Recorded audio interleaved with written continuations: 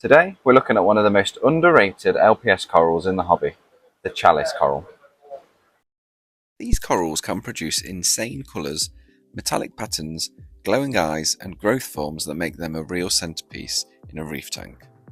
But, despite being considered relatively easy once established, there are a few key things you need to get right if you want them to thrive long term.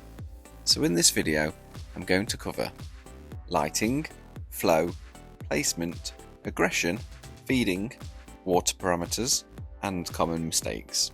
So, what are chalice corals? Chalice corals are a group of LPS corals known for their plating or encrusting growth forms and vibrant fluorescent colours. You'll often see varieties with names such as Hollywood Stunner, Mummy Eye, Watermelon Chalice, or even Rainbow Chalice. Some grow flat and plate outward, while others develop ridges and folds over time. One of the biggest attractions with chalices is their coloration. Under blue lighting, they can display neon greens, oranges, reds, pinks, and even electric blue highlights that really stand out in a reef tank. One of the most important things with chalices is not blasting them with too much light. Most chalices prefer low to moderate PAR. Generally, somewhere around 50 to 120 PAR is ideal for most varieties. Some higher end chalices can tolerate slightly more light once acclimated, but honestly, most problems with chalices come from excessive lighting rather than not enough. If placed too high in your tank under intense LEDs, chalices can bleach, recede, lose colour, or develop dead patches. A common mistake is reef keepers buying an expensive chalice and placing it high up, because they think more light equals more growth. With chalices, stability and moderate light always wins. Flow is equally important. Chalice corals prefer low to moderate indirect flow. You want enough movement to stop detritus settling, keep nutrients moving across the tissue, and prevent dead spots. But you do not want direct heavy flow blasting the coral constantly.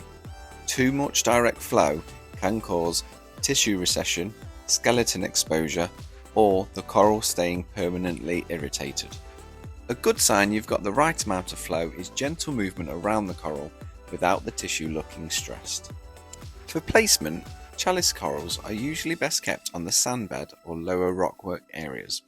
Many reef keepers intentionally isolate chalices on their own islands or separate sections of the rock because over time they can become aggressive growers. Some chalices can be surprisingly aggressive. At night, many species extend sweeper tentacles capable of stinging nearby corals.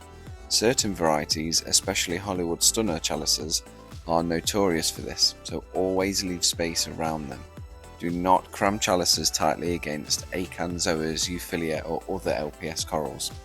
Otherwise, you may wake up to damaged neighbouring corals. Like most LPS corals, chalices thrive in stable water conditions. Consistency is far more important than chasing perfect numbers.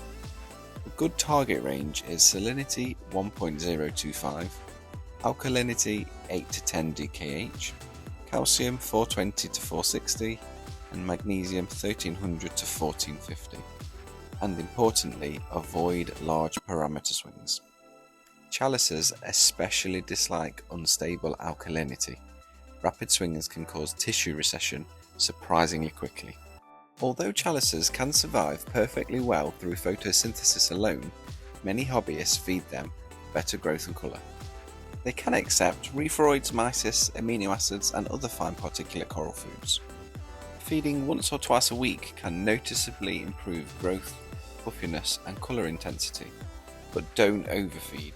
Excess nutrients can quickly become a bigger issue than underfeeding in reef tanks.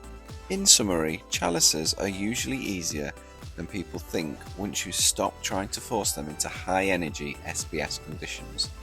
If you give chalice corals moderate light, gentle indirect flow, stable parameters and enough space, they can become some of the most rewarding corals in this entire hobby.